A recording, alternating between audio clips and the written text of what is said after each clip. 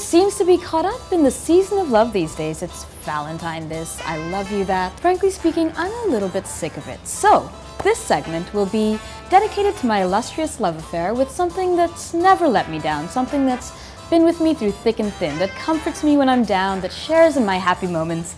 I'm talking about my love affair with food and drink.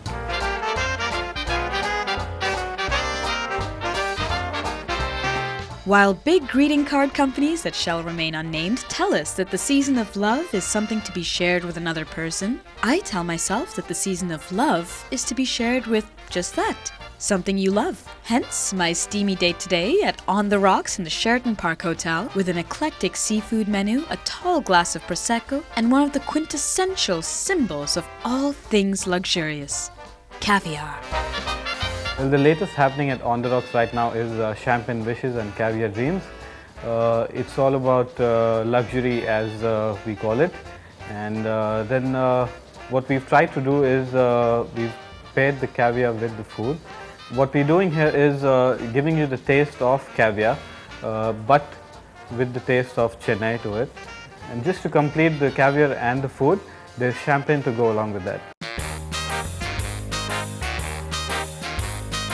Well, I'm starting now with the prawns served with kaizo seaweed, a dash of lemongrass oil, lemon sorbet, and herbed olives on the side as well. Let's take a bite and see how it tastes.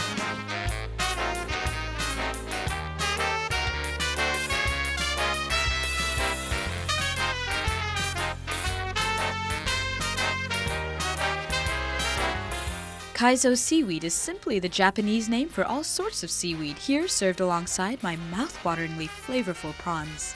I had to eat rather fast though, since the lemon sorbet was melting as quickly as my heart did upon taking my first bite.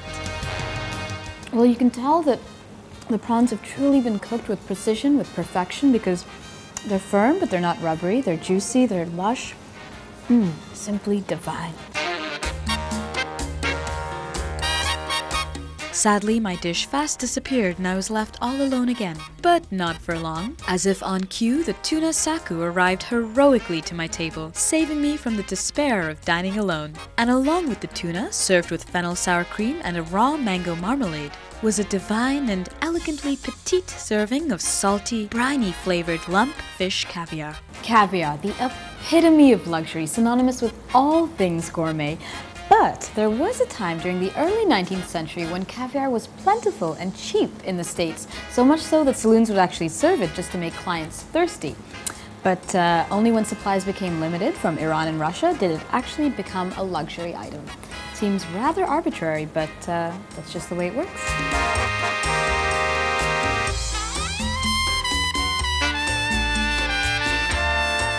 And as with many gourmet items, there are certain rules of etiquette that accompany eating caviar. Traditionally, one is not supposed to eat caviar with metal utensils, since the berries, as the caviar roe are called, can develop a strange flavor.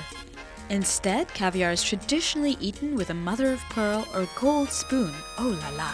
Now this caviar was smooth and richly textured with teeny tiny bursts of salty flavor. Caviar is indeed an acquired taste, but one that I acquired pretty quickly.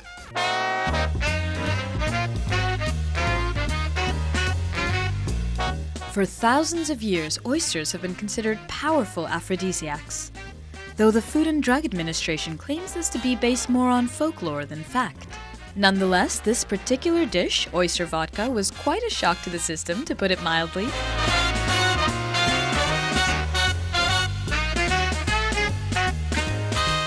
Okay, this may not be the most ladylike thing I've ever done, but chef assures me that this is the way to do it. So here we go.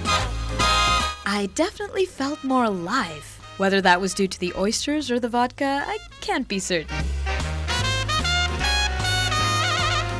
Well, Chef Nikhil has been kind enough to join me for dinner so I don't dine all alone, and he is the master behind these creations.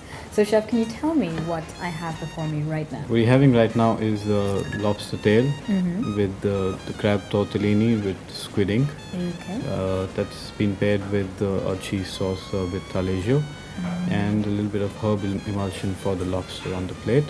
La la. Of course, the beautiful looking roe, that's Bright the orange. flying fish roe. Okay. So this is a Japanese caviar? Yes, also known as tobiko in Japanese. So normally you would eat caviar with ice cold vodka or cold wine or champagne, but we're pairing it with prosecco today. Yes, Okay. that's the usual way of having caviar, but what we're doing is trying to pair it with food and with the prosecco and wines.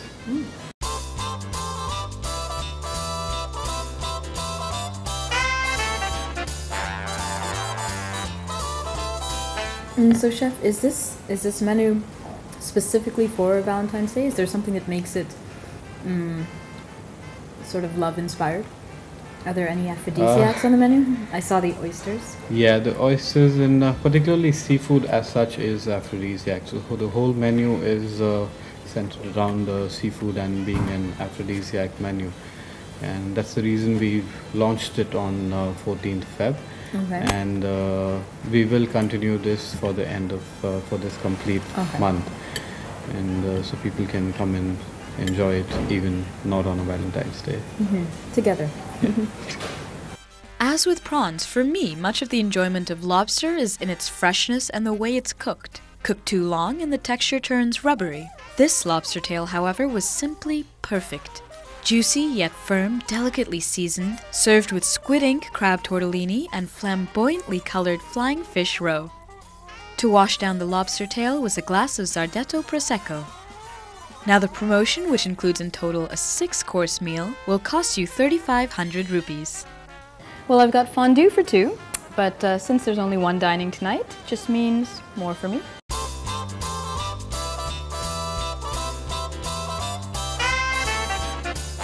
The Bailey's chocolate fondue was the perfect end to the perfect date. Gloriously smooth, sweet, quite a treat to look at. Now how can a man even compare to perfection of the chocolatey kind?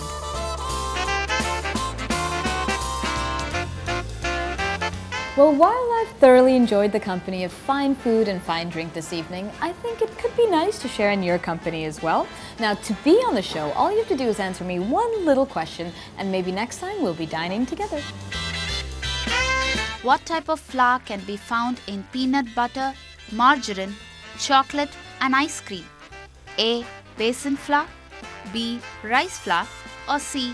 Oat flour?